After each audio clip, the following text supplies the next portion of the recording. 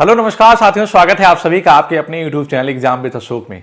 आशा करते हैं कि आप लोग स्वस्थ होंगे, मस्त होंगे, अपनी तैयारी भी बढ़िया से कर रहे होंगे।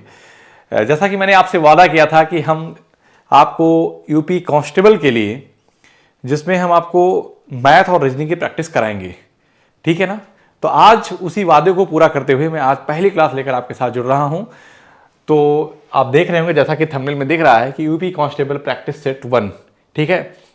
अपने दोस्तों में इसको फैला दो, दोस्तों में इसको फैला दो। यूपी कांस्टेबल के लिए, यूपीएसआई के लिए कंप्लीट मैथ और रीजनिंग आपको यहाँ पे मैं फ्री ऑफ कास्ट देने वाला हूँ। रेगुलर क्लास मिलेगी, ये भी नहीं है कि आज पढ़ाया छोड़ दिया। ये मेरा आपसे कमिटमेंट है कि मैं सारे प्रीवियस ईयर के प्रैक्टिस सेट कराऊंगा, प्रीवियस ईयर चैप्टर वाइज नहीं, प्रीवियस ईयर प्रैक्टिस सेट कराऊंगा, प्लस ये क्वेश्चन भी कराऊंगा जो मैंने इनको अपने साइड से कंपाइल किया है। ऐसे क्वेश्चन आपके पेपर में आते हैं। तो शुरू करते हैं, आज की पहली क्लास का हम आगाज करते हैं और पहला क्वेश्चन देखते हैं क्या है। कह रहा है कि 110 तथा 120 के बीच कितनी अभाज्य संख्याएं हैं, ठीक है ना। अगर यहीं पे बात करें बेटा कि अभाज्य संख्याओं की, तो अभाज्य संख्याएं वो संख्याएं होती हैं वो जो एक और स्वयं से क्या हो, विभाज्य हो। इसका मतलब है कि ऐसा नंबर जिसके दो फैक्टर हों, एक और स्वयं, ठीक है ना। तो मैं कहूंगा कि 110 से 120 के बीच में 113 एक ऐसा नंबर है। 113 आप देखिए, 11 की बात करेंगे 111 नंबर कट जाता है, 111 3 से कट जाएगा, 12 13, ठीक है ना। तो अगर इसके बीच का नंबर बात करें तो देखो मेरी बात ध्यान सुनो कि 111 112, आप ऐसे ही लिख लो ना, क्या जरूरत पूरा लिखने की। तो मैं कहूंगा कि 113 कभी किसी पढ़ाई में सुना है क्या? नहीं सुना। तो 113, 14 आता है, 114 आता है, आप कहेंगे सर 2 से कट जाएगा।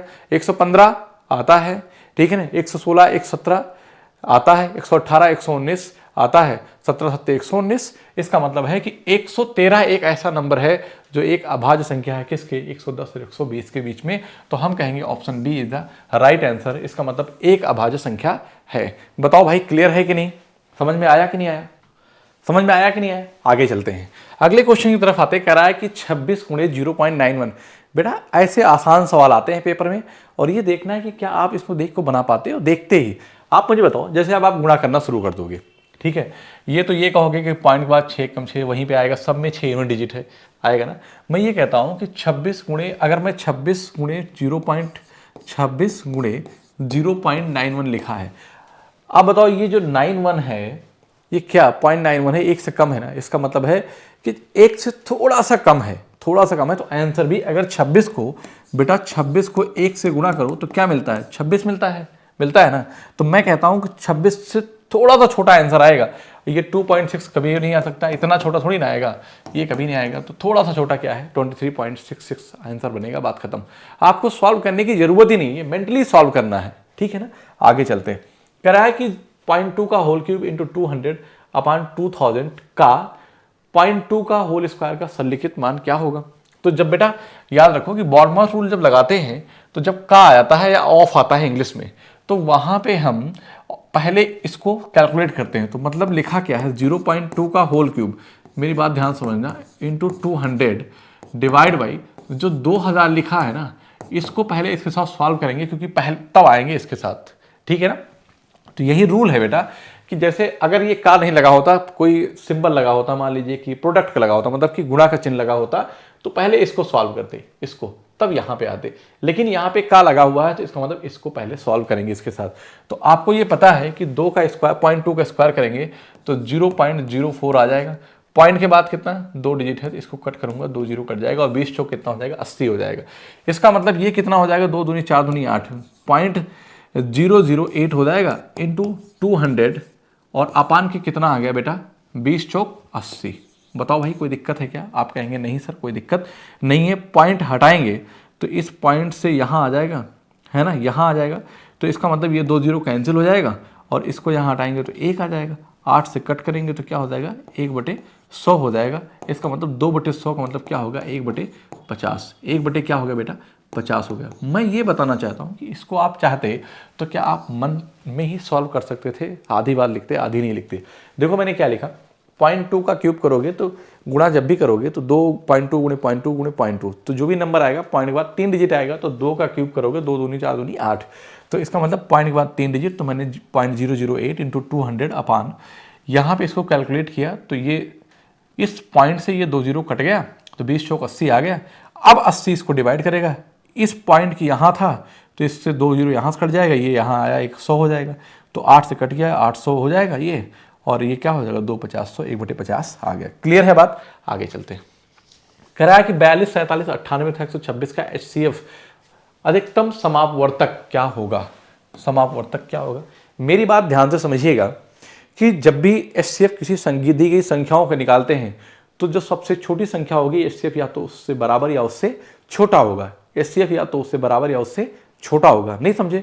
मैंने कहा कि अगर किसी दी गई संख्याओं का HCF सबसे छोटी संख्या के बराबर या उससे छोटा होता है, और HCF क्या होता है और क्या कहता है, इसका मतलब क्या है HCF का? ये कहता है कि कह रहा है कि 42 70 98 126 का HCF क्या होगा? इसका मतलब ये हुआ कि वह कौन सा बड़ा से बड़ा नंबर है, वो कौन सा बड़ा से बड़ा नंबर है जो दी गई संख्याओं को पूर्णतः क्या करेगा? डिवाइड करेगा। तो ऑप्शन में जो कुछ भी होगा मैं सबसे बड़े ऑप्शन पे चेक करूंगा, मैं कभी भी HCF नहीं निकालूंगा। मैं कहूंगा कि सबसे बड़ा 11 12 13 14। मैंने क्या बताया आपको कि किसी दी गई संख्याओं का HCF सबसे उनका जो HCF है मान लो निकालना है 42 70 98 126, वह कौन सा बड़ा से बड़ा नंबर है जो इन संख्याओं को कट करेगा, वही क्या कहलाएगा? HCF कहलाएगा। इसका मतलब HCF निकला है तो ये सारे ऑप्शन कोई एक बड़ा से बड़ा नंबर है, तो हम क्या करेंगे? सबसे पहले सबसे बड़ा ऑप्शन चेक करेंगे, ठीक है ना? तो 14 से 14 3 42 14 5 70 14 से 98 14 नवैया कितना होता है? 126। इसका मतलब 14 इसका HCF हो गया। आपको निकालना नहीं। आपके मन में हो सकता है एक सवाल आ जाए कि सर क्या मैं इसको 13 से कट करूं या 11 से या 12 से? आप 13 के पारे में कभी 42 आता नहीं है, 13 के पारे में कभी 70 नहीं आता, तो करने की जरूरत नहीं है। तो आपका बहुत आसान सवाल था, तो आपका आंसर कितना आ गया? 14 आ गया। आप चुटकियों में विश्वास मानिए कि अगर आप मेरे साथ करीब में 40 सेट कराने वाला हूं आपको, अगर आप 40 सेट लगा के चले गए मेरे साथ, तो मैं गारंटी कहता हूं कि आपके एक भी नंबर नहीं कटेंगे और पेपर आप 10 से 12 मिनट के अंदर करेंगे, ठीक है ना? आगे चलते हैं। कह रहा है कि दो संख्याओं का गुणनफल 375 है, इनका HCF 5 है, तो एलसीएम ज्ञात करो। तो क्या कहता है कि फॉर्मूला कहता है कि प्रथम संख्या है ना, प्रथम संख्या गुणे द्वितीय संख्या बराबर LCM इंटू HCF, मतलब LCM into HCF, LCM into HCF। आप कहेंगे यस सर कोई दिक्कत नहीं है। तो दो संख्याओं का गुणनफल है, प्रथम संख्या द्वितीय संख्या गुणनफल, तो कितना है? 375 बराबर आपको HCF दे रखा है 5 है, LCM आपको निकालना है, तो बस 5 से कट कर दीजिए, 5 से 35 50 कितना आ गया बेटा? 75 आ गया। ऐसा सवाल जब भी आए, फॉर्मूला अगर आपको पता है कि फर्स्ट संख्या इंटू सेकेंड संख्या बराबर LCM इंटू HCF, तो 5 से अगर इसको कट कर दिए होते तो 5 से 35 50 25, तो 75 आंसर आ जाता। आप कहते हैं यस सर कोई दिक्कत नहीं है। So answer is the C is the right answer. Okay, आगे चलते हैं। करार निखिल प्रश्नों में से प्रश्न चिन्ह के स्थान पर मतलब क्या मान होगा, यहाँ पे आपसे ये पूछा है। तो बताओ, ये आप ये कहते हो रीजनिंग के सवाल हैं, लेकिन आप ये देखो कि 5 से 8 कैसे बना है। 5 से 8 अगर मैं कह दूं तो 1.6 से गुणा करूं तो 16 पंचे 80 हो जाता है।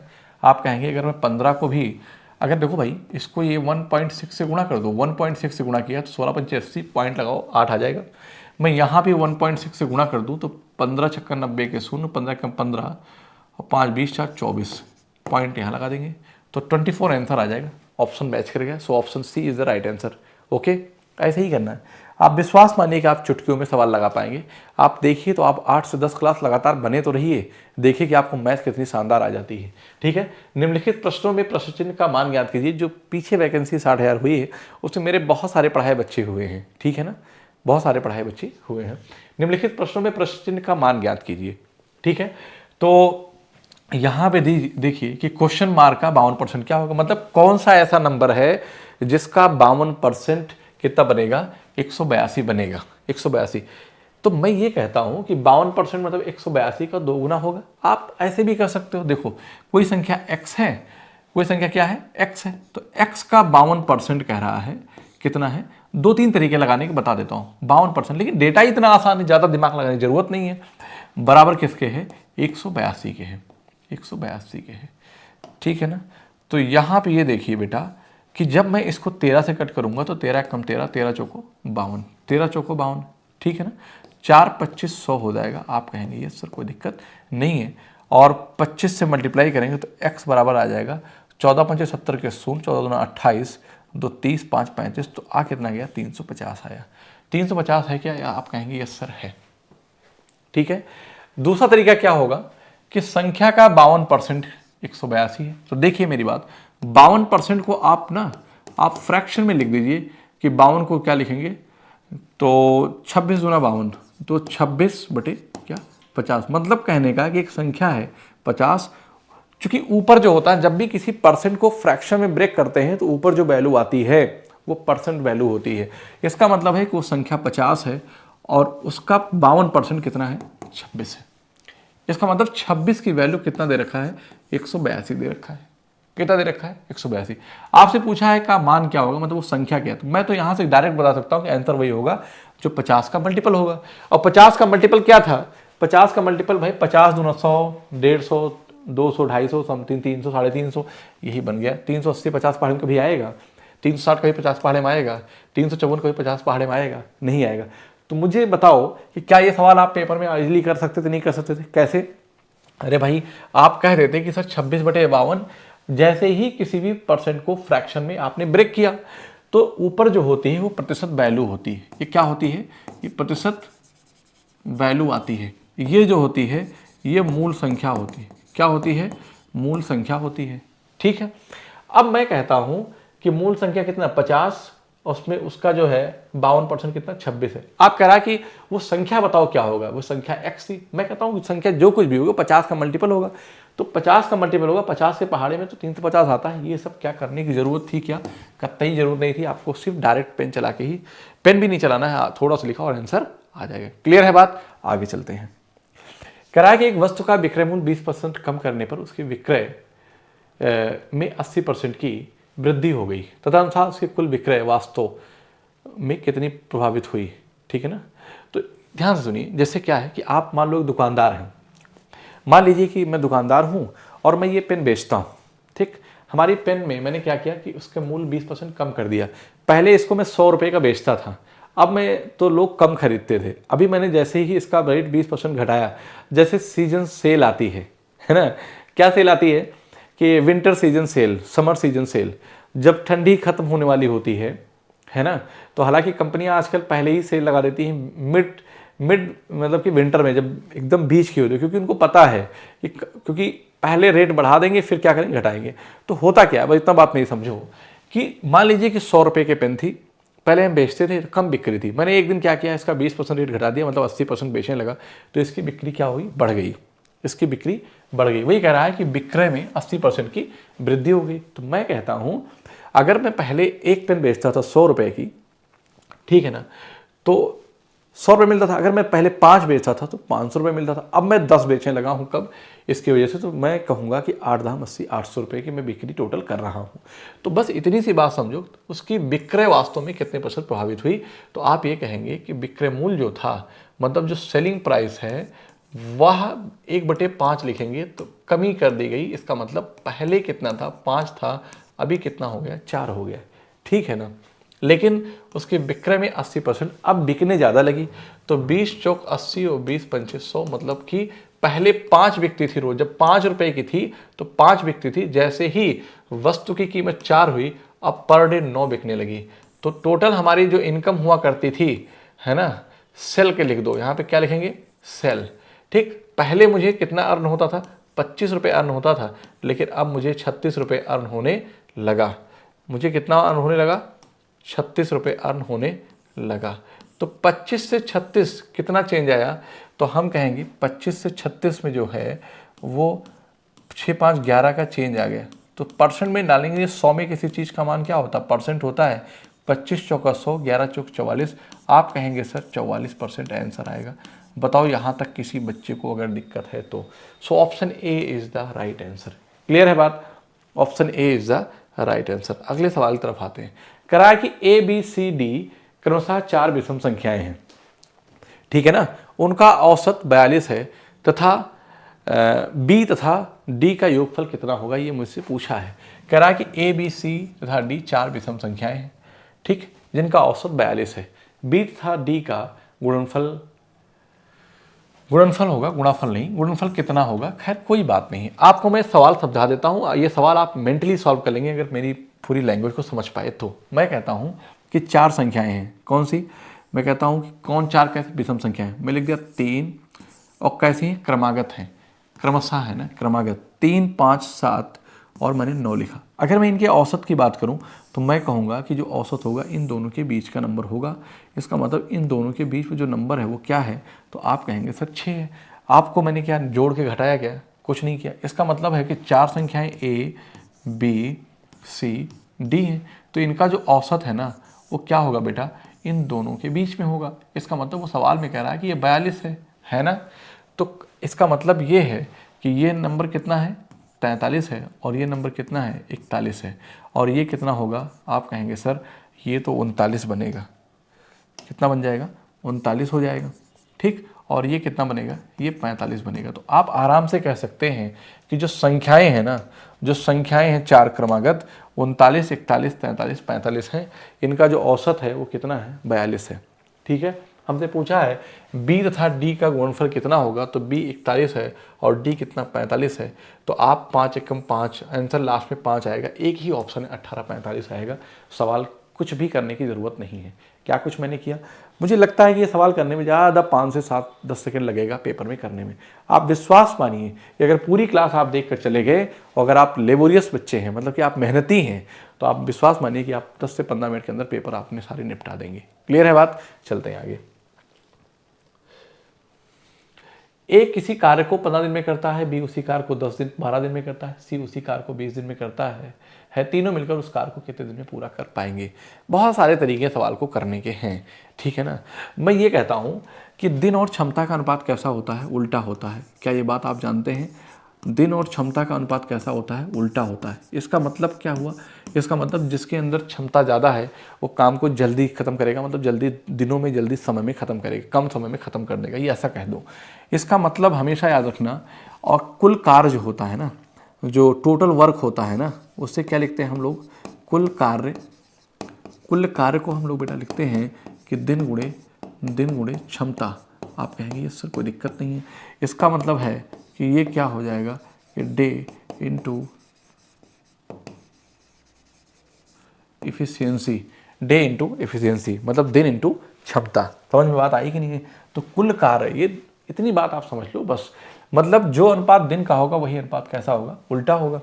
आपको ये पता तीनों मिलकर उस कार्य को कितने दिन में करेंगे, तो कार्य तो क्या होगा, पहले तो कुल कार्य निकालो। तो मैं कहता हूं कि दिन कितना है, देखो दिन का अनुपात में निकाल लेता हूं। आप देखिएगा 2 तरीके से सवाल बताऊंगा जो आपको अच्छा रहेगा, लेकिन मेरे हिसाब से ये वाला आपको ज़्यादा बेहतर होगा।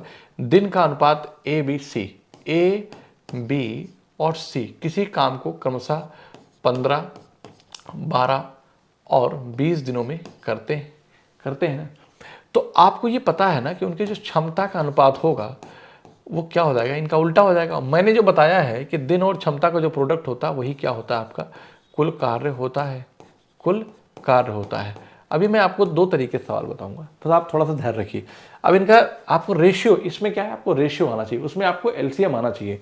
अब 1/15 मतलब ये रेसिप्रोकल बन जाएगा। चलो मैं एक स्टेप लिख सकता हूँ। मैंने क्या कहा कि दिन और क्षमता का अनुपात उल्टा होता है, मतलब ये जो रेशियो है इनके बीच में ऐसा है। तो क्षमता का जो रेशियो होगा 1/15, 1/12 और 1/20।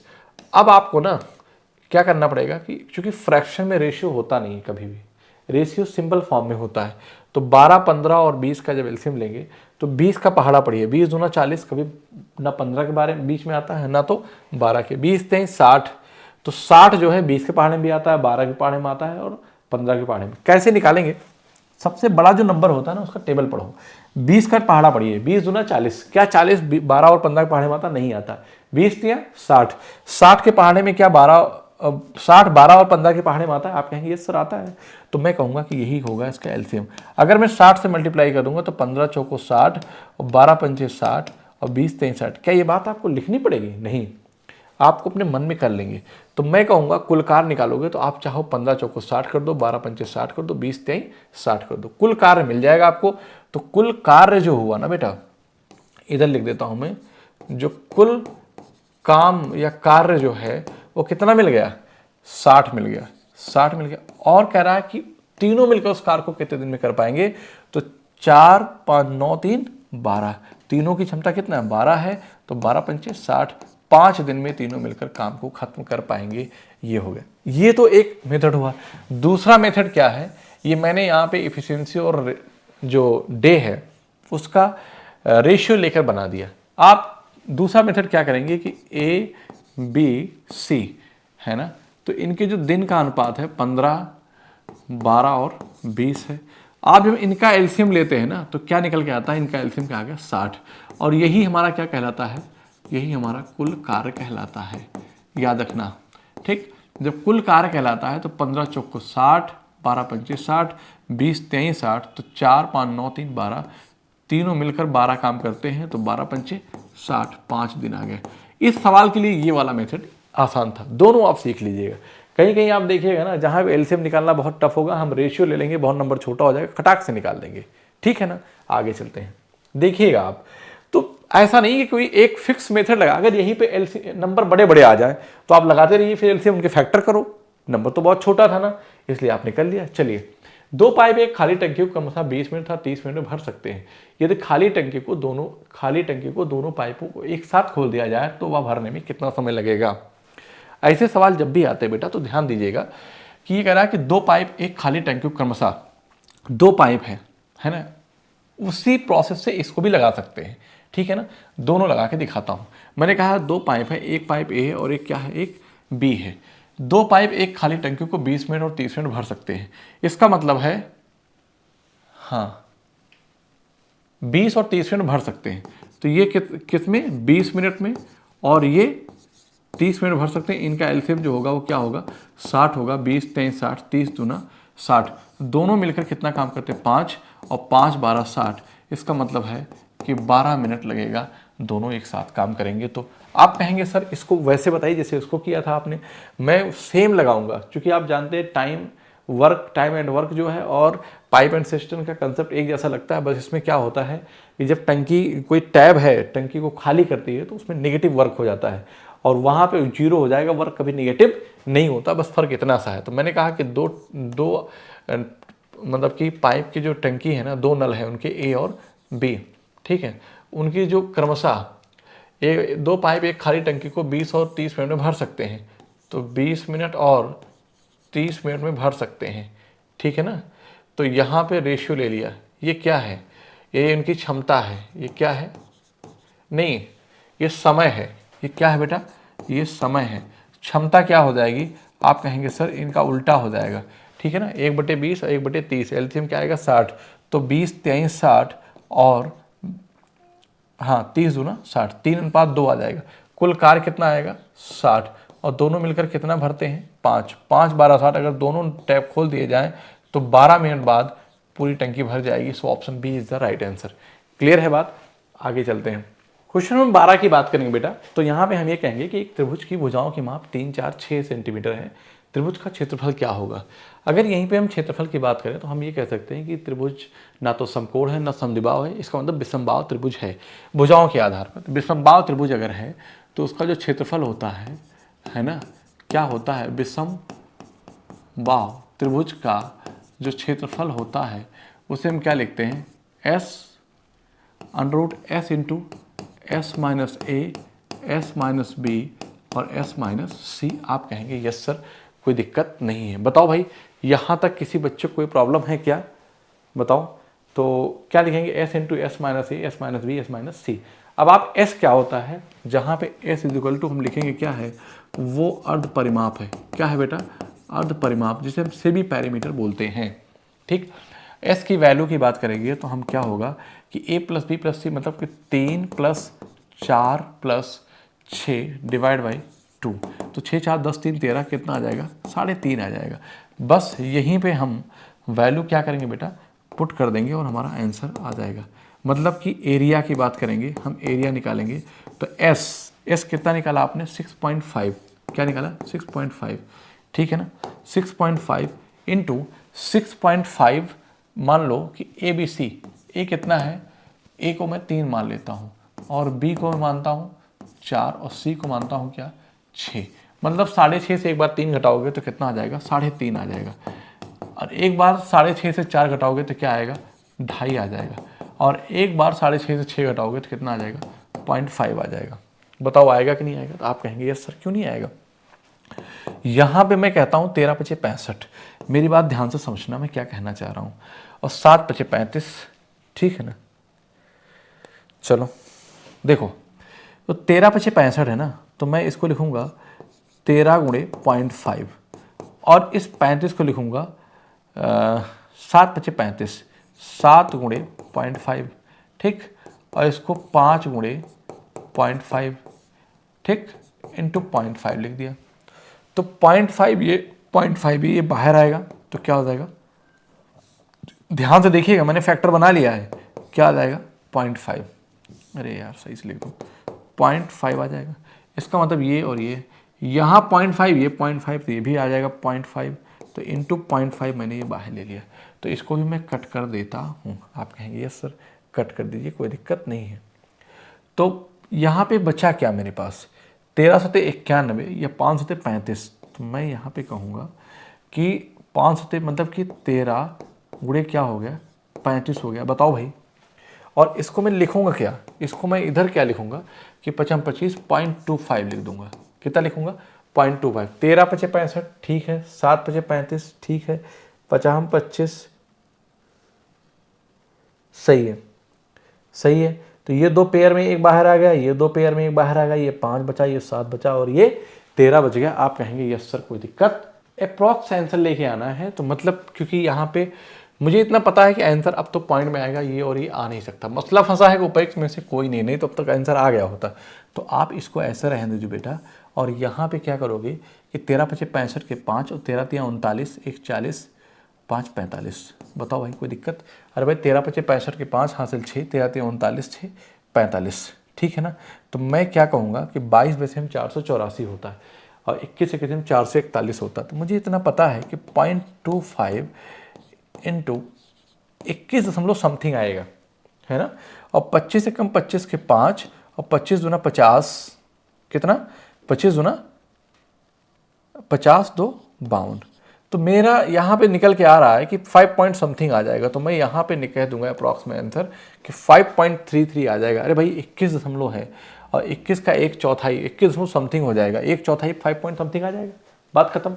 आया कि नहीं आया, पूरा नहीं करने की जरूरत है। आगे चलते हैं। ए बी और सी कंपनी के हिस्सेदार हैं। किसी एक वर्ष में ए को लाभ का 1/3 भाग मिला, बी को 1/4 भाग मिला, सी को 5000 मिले। तो अब ए को कितना लाभ मिला, या पहले तो कंसेप्ट समझ लीजिए कि जो लाभ होता है हमारा, जब भी किसी कंपनी में आप पैसा लगाते हैं, मान लीजिए कि हम 3 व्यक्ति यहाँ पे बात कर रहा है ABC, हम 3 व्यक्तियों ने पैसा लगाया।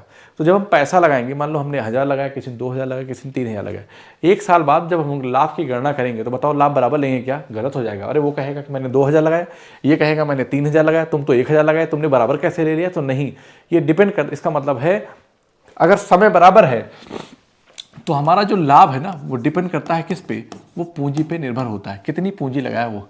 और दूसरी चीज है कि अगर लाभ और किस पे निर्भर करता है, वो समय पे निर्भर करता है।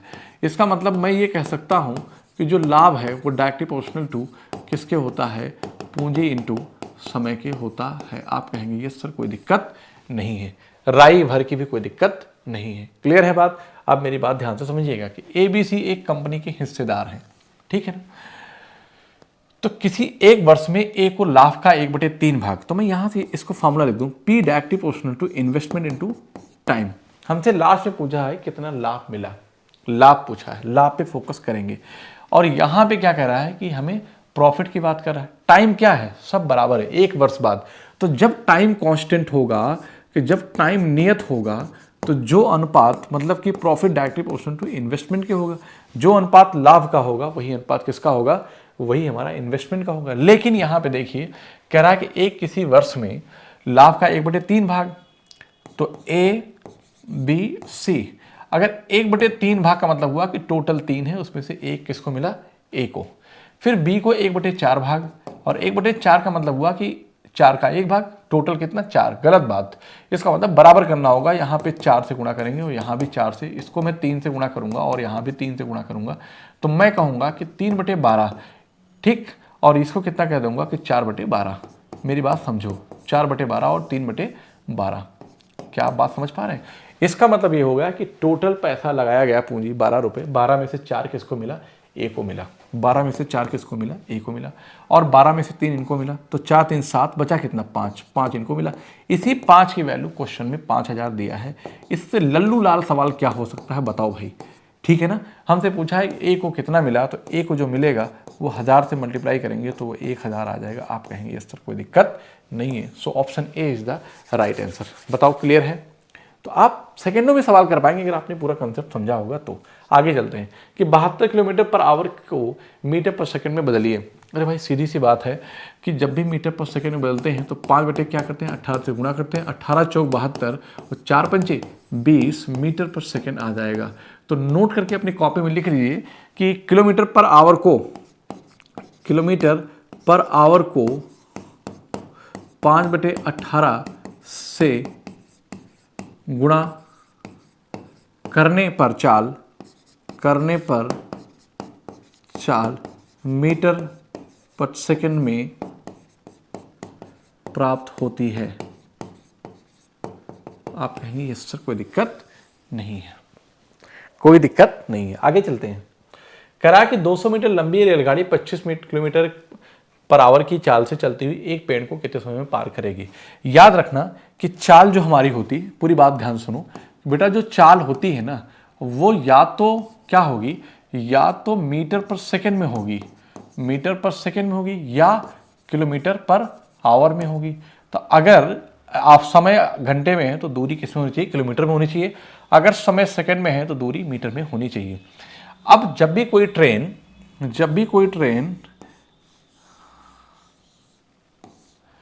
मैं कहता हूं कि जब भी कोई ट्रेन किसी प्लेटफॉर्म या किसी पुल को पार करेगी तो अपनी लंबाई प्लस प्लेटफॉर्म की लंबाई को पार करेगी। लेकिन जब ट्रेन क्या करेगी, वो सिर्फ और सिर्फ अपनी लंबाई को क्रॉस, मतलब कि जब किसी पेड़, किसी खंभे, किसी ब्रिज, किसी आदमी को क्रॉस करती है तो सिर्फ और सिर्फ अपनी लंबाई को क्रॉस करेगी।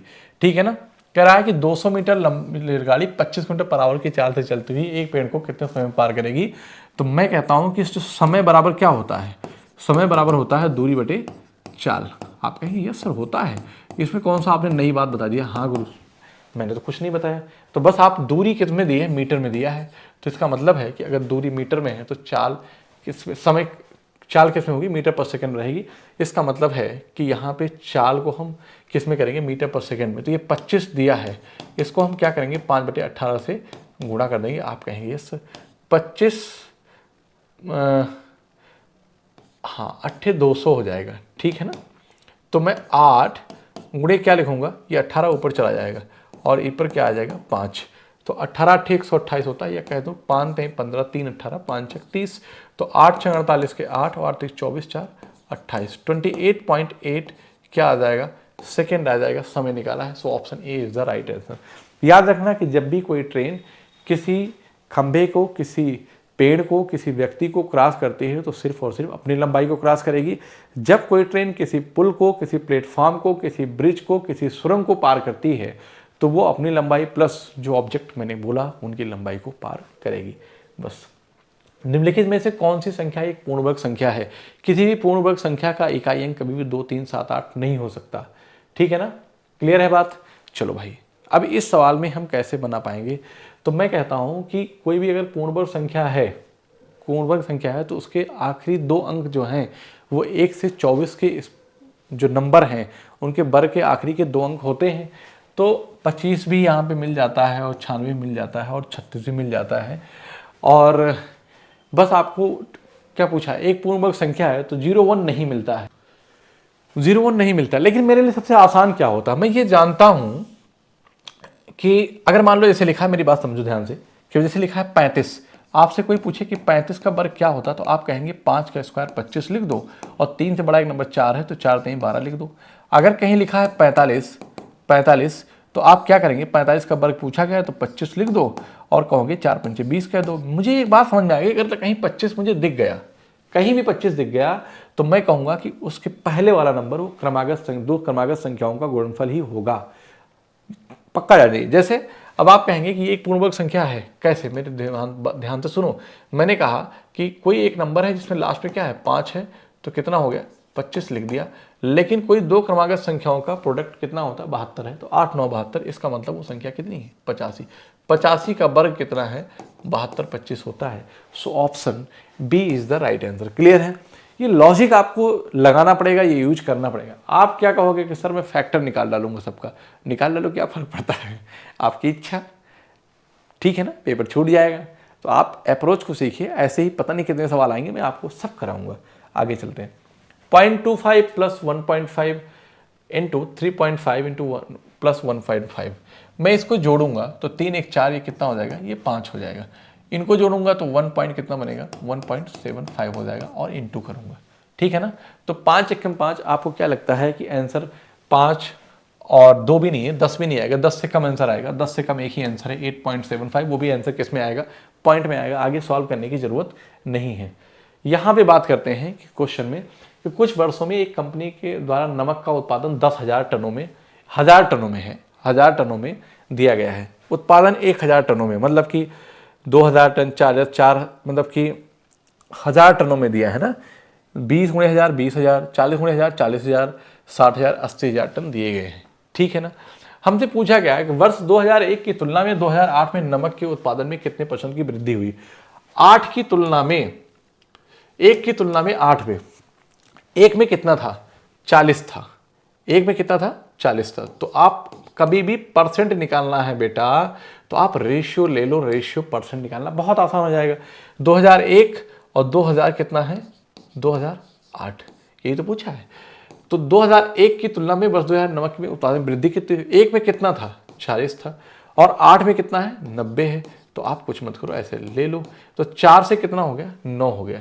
कितने % की वृद्धि हुई, तो आप कहेंगे सर 5 वृद्धि हुई, किससे 4 से, है ना। तो 100% निकालने के 100 से 4 25 100, तो 25 पंजे 125 आ जाएगा। ये सबसे बेस्ट तरीका है बेटा लगाने का। So option B is the right answer. Clear है? B is the right answer. आपको कुछ नहीं करना है, आप रेशियो ले लेंगे, हमेशा आपके लिए परसेंटेज आसान बन जाएगा। इसी का दूसरा क्वेश्चन क्या करा है कि ये भी उत्पादन है, करा कि दिए गए कितने वर्षों में नमक का उत्पादन उन वर्षों के औसत उत्पादन से अधिक रहा, है ना। तो पहले इनका औसत उत्पादन निकालो। आप ये जानते हैं कि कितना कितना दे रखा है, मैं यहाँ पे निकाल देता हूँ। 40 30 70, देखो 40 30 70, आप चाहो तो जोड़ लो, क्योंकि नंबर में काफ़ी गैप है, 25 से स्टार्ट हुआ है ना, तो जोड़ लेता हूँ, जोड़ना मेरे लिए आसान होगा। 5 5 10 के शून्य हासिल 1, ठीक। 9 8 17 और 17 3 20 2 22 5 27 27 2 29 1 30 7 37 37 3 40 4 44, कितना हो गया 440। आई थिंक सही जोड़ा होगा। 1 2 3 4 5 6 7 8, है ना, ये 8 कर दिया। कह रहा है कि कितने वर्षों में औसत उत्पादन, ये कुल पदों का योग बटे पदों की संख्या, कुल प्रेक्षणों का योग बटे प्रेक्षणों की संख्या। क्या मैंने सही जोड़ा है, आप बताइए भाई। तो मैं 70 30 100 हो गया, ये कितना बन गया, ये 100 हो गया, ठीक है ना। और ये कितना बन गया 50 40 90 हो गया, और 9 9 1 90 और 90 180, इधर जोड़ देता हूँ मैं, 180 हो गया, और ये 100 हो गया, ठीक है। और फिर कितना बन गया, फिर से 90 बन गया। तो बस हमारा बचा क्या, 80 80 20 100 105 बच गया है। आप जोड़ लो कितना आएगा। गड़बड़ कर दिया है मैंने, इसका मतलब है कहीं गड़बड़ नहीं किया बेटा, ये भी छोड़ रहा है। 105 और 55 कितना हो जाएगा 160, 160। 0 9 6 15 के 5 हासिल 1, नहीं 9 6 15, 9 6 15 5 20 3 23 और 5, गड़बड़ कर दिया। 520 आ रहा है। 1 मिनट फिर से जोड़ लेता हूँ भाई, फिर से जोड़ लेता हूँ। 40 30 70 70 70 140, 140 और 50 20 70 10 80, तो 17 8 7 15 250 250 300 390 400 480 बनेगा, 470 कितना बन जाएगा 470। सही जोड़ा मैंने, देख लो। 5 5 10 के शून्य हासिल 1, ठीक है ना। उसके बाद फिर हासिल कितना है 1, 4 3 7 7 14, 2 16, 16 4 21, 21 5 26, 26 4 30 और 34, 34 6 40, 3 43, कितना हो गया 43, ठीक, 1 44 सही तो था यार, 440 सही था, बटे 8 कर दो, 1 2 3 4 5 6 7 8, तो 8 45, 8 45। पूछा है कि कितने वर्षों में नमक का उत्पादन उन वर्षों के औसत उत्पादन से अधिक रहा है। तो आप बताओ 55 से अधिक कितने में है?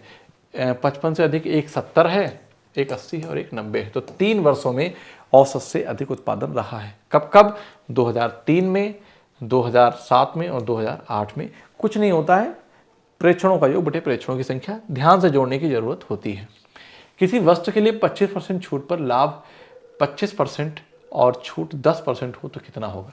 अगर ये मैं कह रहा हूं, बहुत आसान सवाल है, कोई फार्मूला लगाने की जरूरत नहीं। छूट किससे मिलती है? छूट हमेशा एमआरपी मिलता है। मैं कहता हूं किसी वस्तु की एमआरपी अगर 100 रुपए है, ये मैंने मान लिया, वस्तु की एमआरपी 100 रुपए है, तो छूट कितना दे दिया? छूट कितना दे दिया भाई? 25% दे दिया। इसका मतलब ये है कि उस वस्तु को बेच कितने में दिया? 100%, मतलब कि 75 में बेच दिया। किसमें बेच दिया? 75 में बेच दिया, ठीक है ना। हाँ, 25% छूट पर 25% लाभ है। छूट 10% हो तो लाभ है। अगर वो कह रहा है कि अगर छूट 10% दिया जाए तो लाभ कितना होगा, मतलब कहने का है कि 75 की वैल्यू जो है ना 125 के बराबर है, ठीक। अगर कह रहा है कि छूट 10% दिया जाए, अगर वस्तु को 90 में बेचा जाए तो कितना होगा, यही आपसे बताना है, ठीक है ना। तो मैं यहाँ पे 15 छक्का 90, मतलब 5 से कट कर दूँ, 5 15 75 और 25 पंजे 125, और इसको मैं 6 से मल्टीप्लाई करूँगा बेटा, तो यहाँ भी मैं 6 से मल्टीप्लाई करूँगा, तो आप कहेंगे सर 25 छक्का 150, 25 छक्का 150। इसका मतलब है कि 100 रुपये की चीज़ 150 में बेची जाएगी, तो भी 50% का प्रॉफिट क्या होगा, तो लाभ परसेंट ज्ञात कीजिए, कितना हो जाएगा, 50% हो जाएगा। बताओ समझ में आया कि नहीं है? फिर समझाता हूँ। 100 रुपये की वस्तु की किसी एमआरपी थी, चिपका दिया, आपने कहा लो भैया 25% डिस्काउंट, तो आपने 75 बेचा। जब आपने वस्तु को 75 बेचा तब भी आपको 25% का लाभ हो गया, मतलब 75 रुपये की वस्तु 125% के बराबर है। किसके बराबर है? 125% के बराबर है, ठीक है ना। वो ये कह रहा है कि अगर 10% छोड़ दिया जाए, 90 की जब बेची जाए तो वस्तु कितना प्रॉफिट होगा। 125% मतलब 25 प्रॉफिट है। इसका मतलब हो गया कि 15 रुपये जब बेचेगा तो 25% हो जाएगा, ठीक है ना। यहीं से तो 6 से इधर और 6 से इधर मल्टीप्लाई कर दिया, तो मैं कहूँगा कि 90 की अगर वस्तु बेची गई 10% डिस्काउंट के बाद, 10% डिस्काउंट के बाद बेची गई, तो वह वस्तु 150 में बिकेगी। 90 रुपये की मतलब वस्तु जो है उसको 150% प्रॉफिट होगा। इसका मतलब है, मतलब 150% के बराबर होगा, मतलब कहने का कि 50% उसका प्रॉफिट हो जाएगा। So option A is the right answer. Clear? कोई फार्मूला, कोई लॉजिक कुछ नहीं लगाना है, नहीं तो आप सोचते रहोगे। आगे चलते हैं। कह रहा है कि एक व्यक्ति ने 9,000 साधारण ब्याज के दर से 10% वार्षिक दर से उधार लिया। 1.5 वर्ष के अंत में उसे कितनी धन वापस करना होगा? 1.5 वर्ष के 9,000 साधारण ब्याज के दर से 10% वार्षिक दर से उधार लिया, 1.5 वर्ष के अंत में उसने कितना धन वापस किया? तो मेरी बात ध्यान से समझो, साधारण ब्याज की दर है ना, तो 1.5 वर्ष को आप रेट क्या जानते हैं, सिंपल इंटरेस्ट क्या जानते हैं। यहां से पूछा क्या? धन वापस करेगा, मतलब कि आपसे अमाउंट पूछा गया है। क्या पूछा गया? आपने जैसे बैंक किसी से बैंक से 9,000 रुपये लिया, तो आप 10% की दर से 1.5 वर्ष का कितना ब्याज लगा कर कितना पैसा देंगे 1.5 वर्ष में? तो आप यही कहेंगे कि जो अमाउंट होता है बेटा, जो अमाउंट होता है, जो अमाउंट होता है वो प्रिंसिपल प्लस सिंपल इंटरेस्ट होता है, ठीक है ना। इसका मतलब ये है कि मैं आराम से यहाँ कैसे कह सकता हूँ कि, और सिंपल इंटरेस्ट क्या होता है ये बता दूँ। सिंपल इंटरेस्ट जो होता है रेट इंटू क्या होता है, टाइम होता है। रेट हमेशा परसेंट में होता है, तो मैं कहता हूँ कि रेट कितना है, 10% है और टाइम 1.5 है, तो 15 को मतलब कि 10 को 1.5 से गुणा करोगे तो कितना आ जाएगा, 15%। इसका मतलब ये है कि जो भी होगा अमाउंट, यहाँ पे बेटा एक प्रॉब्लम है, 1.5 वर्ष के अंत में उसे कितना धन वापस करना पड़ेगा। बिल्कुल गलत। 9,000 रुपये लेगा, 9,000 में इसका मतलब है कितना धन नहीं, कितना ब्याज देगा ये पूछा होगा। फिर बेटा क्या पूछा होगा? ब्याज देगा, ब्याज वापस करना होगा। अगर धन वापस करने की बात करेगा तो 9,000 तो दे ही दे, प्लस ब्याज दे ना। तो चलो ठीक है, 15 में 135, 1,350, यही आंसर आना चाहिए फिर, ठीक है ना, यही आंसर आना चाहिए। इसका मतलब यहाँ पे ब्याज वापस करना होगा, 1.5 वर्ष के अंत में उसे कितना ब्याज वापस करना, मतलब ब्याज देना होगा, ये सवाल का लैंग्वेज होनी चाहिए। क्लियर है बात? खैर कोई बात नहीं, तो मैं यहाँ पे कह दूंगा कि अमाउंट हमसे पूछा ही नहीं है, हमसे सिंपल इंटरेस्ट पूछा है, तो मतलब हम सिंपल इंटरेस्ट जब निकालेंगे ना, किसका, 9,000 का, 9,000 का 15% जब निकालूंगा मैं, ठीक है ना, तो 2 जीरो यहाँ से कट जाएगा और 15 नौया 135 और 1 जीरो लगाएंगे, इसका मतलब मैं 1350 रुपये दूंगा। तो अगर सवाल सही लिखा होता तो आप ओरली इसको कर सकते थे, कोई दिक्कत नहीं थी। आगे चलते हैं। 4500 पर 10% वार्षिक दर से 2 वर्ष के अंत में कितना साधारण ब्याज उचित होगा? साधारण ब्याज पूछा, देखो कितना अच्छा सवाल है। तो अभी मैंने आपको बताया कि सिंपल इंटरेस्ट जो होता है वो क्या होता है, रेट इंटू टाइम होता है। रेट हमेशा परसेंट में होता है, तो आप 10% यहाँ लिखेंगे और बेटा टाइम 2 वर्ष लिखेंगे, इसका मतलब है कि 20% होगा। क्या ये बात अपने मन में नहीं कर सकते थे आप? कर सकते थे, आगे कर लेना, ठीक है। तो सिंपल इंटरेस्ट 20% हो गया, 4500 का 20% कितना हो जाएगा जरा बताओ? 10% 450 होगा, ठीक है ना। हाँ, तो आप ये निकाल दो। साधारण ब्याज जो सिंपल इंटरेस्ट जो हम निकालेंगे ना, 10 गुना 20, हाँ ठीक है। तो 4500 का जब 20% निकालेंगे बेटा, तो ये 2 जीरो यहाँ से कैंसिल हो जाएगा, 45 दूना 90, कितना आ जाएगा? 900। 900 नहीं दिया है, कितनी साधारण ब्याज, 10% वार्षिक दर से 2 वर्ष के अंत में कितनी साधारण ब्याज उचित होगा 4500 का? तो बेटा उस हिसाब से इसका आंसर फिर आना क्या चाहिए? 900 ही आएगा और कुछ आ नहीं सकता। बस आप इतना जान जाइए कि उसका आंसर 900 ही आएगा और कुछ नहीं आएगा, ठीक है ना। तो यहाँ पे मैं क्या कहूँगा कि आंसर क्या आएगा? Option D is the right answer. Clear है? बताओ भाई। आई होप कि आपको अच्छा लगा होगा। ऐसे ही लगातार हमारे साथ बने रहिए। अपने दोस्तों में इस हमारे चैनल को सब्सक्राइब कर लीजिए, जिससे कि समय समय पे आपको नोटिफिकेशन मिलता रहे कि कौन सी क्लासेस आने वाली हैं। ये क्लासेस हमारी डेली चलती रहेंगी, कम से कम 30 क्लास से कम नहीं आएंगी। यहाँ पे आपको PYQ भी सारे करा दिए जाएंगे। अगर आपने पिछली प्रिपरेशन में थे, मतलब कि 60,000 वाली वैकेंसी में थे, तो आप विश्वास मानिए आपके लिए क्लास मैथ और रीजनिंग की बहुत ही हेल्पफुल साबित होने वाली है। मेरे काफ़ी ज़्यादा पढ़ाए हुए बच्चे सेलेक्ट हुए हैं यूपी पुलिस में, ठीक है। तो आज के लिए इतना रखते हैं, मिलते हैं आपसे अगली क्लास में। तब तक के लिए आप सभी को जय Hind, thank you so much.